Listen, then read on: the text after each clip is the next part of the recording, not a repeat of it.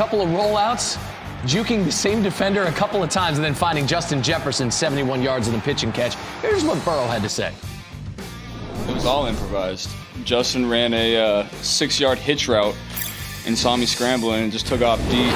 And, you know, we got a great feel for each other. I knew exactly where he was going to be when I got out of there. Why? Because Joe Burrow's football. Joe Burrow is football. He is. Best fake outs. App State's going to win the Sun Belt Conference, so what do? You dunk the coach, Eli Drinkwitz, in Gatorade, except for the first time he thought he saw it coming. No, get him again! And that time, we're actually going to get him. The first time, just a fake out.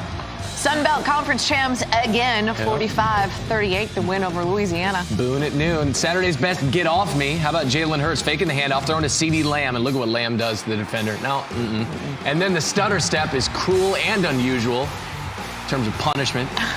Showcasing it. 71 yards of his 173 on the day.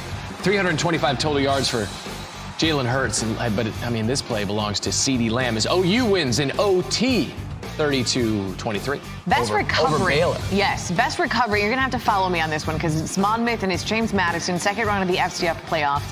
Opening kickoff. Lonnie Moore, the fourth. IV kick. Fumbles. Zach Treadway is there for the recovery.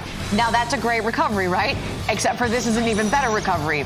Pete Guerrero takes the carry, 93 yards for the touchdown. So it is fumble, recovery in a touchdown kind of way. James Madison won 66-21. They're going to take on UNI Friday night.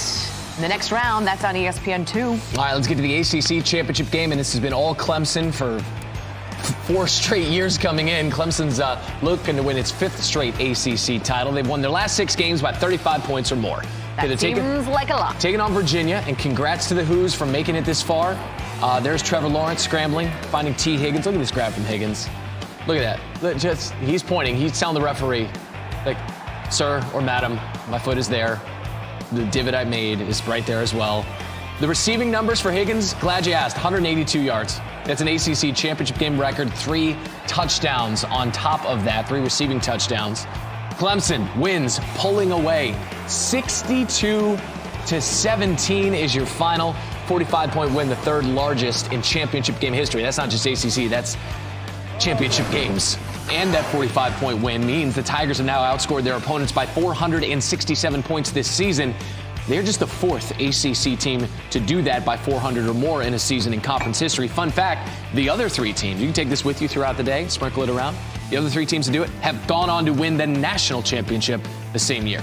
I'm going to make the argument that this was the best championship game of the weekend. Big 12 title game, Oklahoma and Baylor. We'll pick it up late third. It's tied at 13, 3rd and 6 for Oklahoma on the 18-yard line. And this is where you're going to see Jalen Hurts. Luckily, that thing didn't crash, by the way. Jalen Hurts is going to get a hold of Nick Basquin. Back shoulder, thing of beauty, touchdown.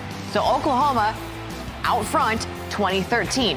We go to the 4th. It's 23-13, 10 minutes to play. Baylor starting quarterback Charlie Brewer left the game in the 2nd, head injury. Gary Bohannon holds, passing for all of -2 in the 3rd. So you get Matt Rule going with Jacob Zeno, who wasn't even on the depth chart. 2nd and 16 from the 19, first pass attempt of his career. Oh, that's how we're going to do it. Okay. Treston Ebner over the middle, an 81-yard touchdown. It's 23-20. Baylor's within 3. The defense then came up big with the stop. So Baylor's going to get the ball back with about 5:45 to play. Zeno's 2nd pass attempt, 1st and 15 from his own 5. Chris Platt got him. 78-yard gain. But wait, I want you to watch Trey Brown. Dude came out of nowhere and chased him down, maybe saving the game for Oklahoma because Baylor had to settle for a field goal. So it's 23 for you, 23 for you. We go to OT. Face mask penalty on the first play of the drive for Oklahoma. So it's 2nd and 4 from the 5. Ramondre Stevenson, handoff, 5 yards. That's a score. It's now 30-23. Next possession for Zeno Baylor. It was a dream the first couple times out. Now it's 4th and 20. There's pressure, and that's going to fall incomplete. And Oklahoma wins it in overtime, 30-23.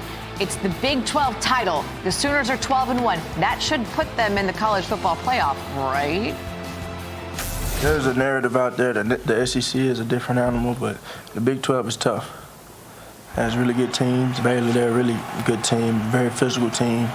And I got a lot of respect for them. So we're going to enjoy it, how crazy it is. If I would have ever thought as a true freshman starting for Coach Saban, winning the SEC championship, going to a national championship, that I would be a Big 12 championship, be a Big 12 champion with the Oklahoma Sooners in 3 years, I thought he was lying too. Could we make his career into a movie? I think we could. Yeah, let's greenlight Here, that by now. the way, is the updated all-state playoff predictor. LSU, Ohio State, and Clemson are what you call locks. I mean, 97% chance that they're in. Oklahoma's overtime win over Baylor gives them a 55% chance of being the fourth team. Like, the only other team even remotely in the conversation is Georgia. But after the loss to LSU, and it's their second loss of the season, by the way, they're down at 28%. All right, with that, we welcome in our college football playoff reporter, Heather Dinich, joining us live on SportsCenter AM from Grapevine, Texas, covering that playoff selection committee. And Heather, the field seems to be set. We just ran through the numbers. We feel confident about the 4 that we have, but the seeding could be interesting. Who will be number 1? I think the selection committee goes with LSU for number 1. I think they jump Ohio State because they have the resume. LSU right now has 4 wins against teams currently ranked in the CFP top 25. Alabama, Auburn, Florida, and now Georgia, which was the selection committee's number 4 team. And they did it on a day when Ohio State needed a comeback to beat Wisconsin. LSU handled Georgia with ease, and I think that will be the difference when they come out of that meeting this morning. All right, we will get our answers later today. That's our college football playoff reporter, Heather Dinich, with the insight for us on SportsCenter AM. As for when we will have it, the exclusive reveal of the college football playoff matchups in the Chick-fil-A Peach Bowl and the PlayStation Fiesta Bowl to be played on Saturday, December 28th. Reese and the guys will also unveil the New Year's 6 bowl games and have the final top 25 rankings in a 4-hour special. It starts at noon Eastern, 9 a.m. Pacific on ESPN and the ESPN app. Now to the NBA, Rockets and Suns, and your reminder that Russell Westbrook is a triple-double machine. In this game, 24 points, 14 rebounds, 11 assists. So he's the 4th player in NBA history with 40 triple-doubles after turning 30 years old.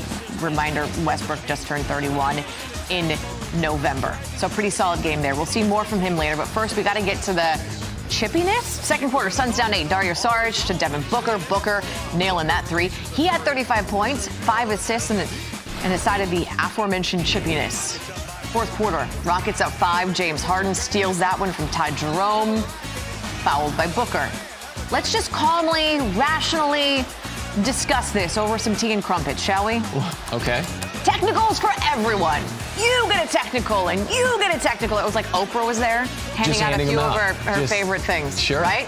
1 minute later, Rockets up 5. Harden 3 over Kelly Oubre Jr. You would. 34.6 rebounds. Rockets up 8. Westbrook says he is still adjusting to his new team. If the adjustment's going like this, I think the Rockets are going to be just fine. 115-109. The Rockets win. You heard Nicole mention, let's just make this a move.